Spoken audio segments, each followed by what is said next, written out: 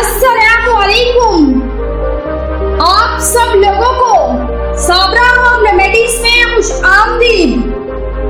आज मैं आपको बताऊंगी चेहरे पर कील मुहासे खत्म करने का तरीका। अगर आप मेरे चैनल पे नए हैं तो मेरे चैनल को सब्सक्राइब करें ताकि मेरी नई आने वाली वीडियो आपको मिल सके।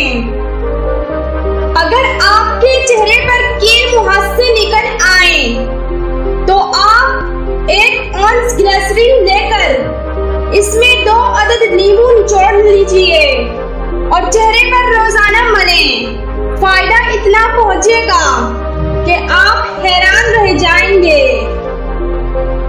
अगर दूध में अर्क नींबू मिलाकर सुबह शाम चेहरे पर मला जाए तो चेहरा खूबसूरत और निखर जाएगा।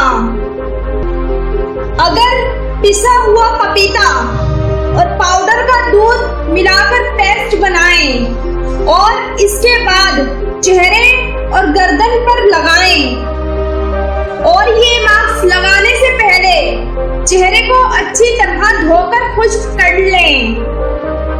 ये मास्क धूप से जली हुई रंगत को सही और चेहरे को निखारता है।